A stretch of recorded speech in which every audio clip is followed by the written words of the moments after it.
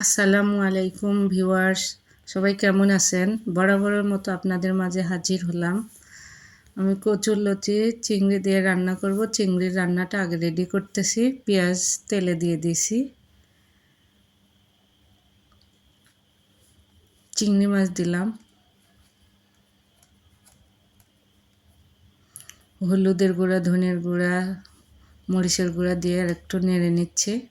মাছটা তেলে একটু ভেজে নেব, লবণ দিয়ে দিচ্ছে, সুন্দরভাবে কষায় নিয়ে নেব।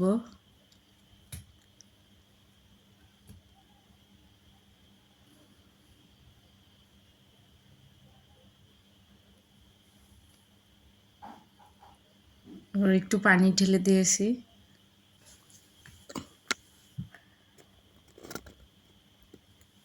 এ পর্যায়ে একটু ভাজা জিরার গুঁড়ো দিয়ে দিলাম। এই তো আমার শেষ।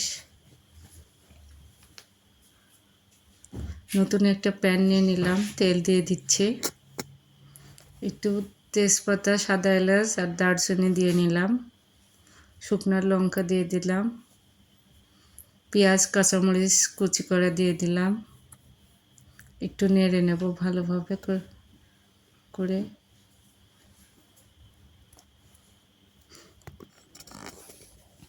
এ পর্যায়ে একটু তেল দিয়ে নিলাম, ভালোভাবে নেড়ে নেব।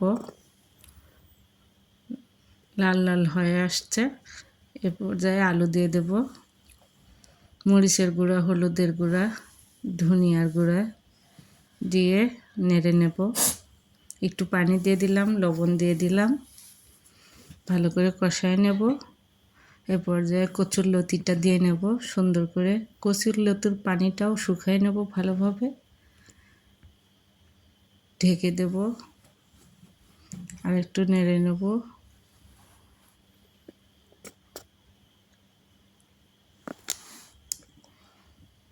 আমি কোনো পানি অ্যাড করব না এখনই। তেলের মধ্যে কচুরলতিটা ভালো করে কষায় নেব।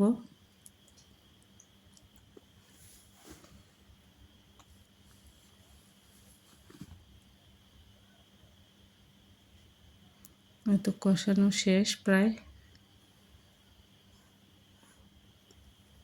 একটু পানি দিয়ে নেব।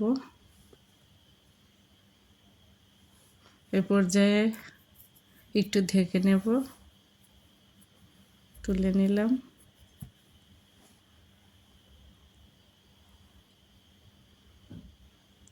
এখন চিংড়িটা দিয়ে দেব।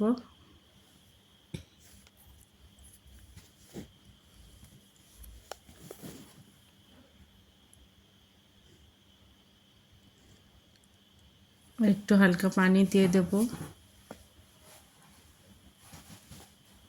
একটু ভাজা জিরার গুঁড়ো দিয়ে দেব। আমি আর ঢেকে দেব না। এই তো পানিটা শুকিয়ে যাচ্ছে। শুকিয়ে গেলে আমার রান্নাটা শেষ।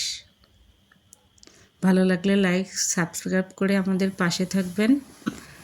ফাইনাল দেখতে এমন হয়েছে। আমার রান্নাটা কেমন হলো, সবাইকে ধন্যবাদ।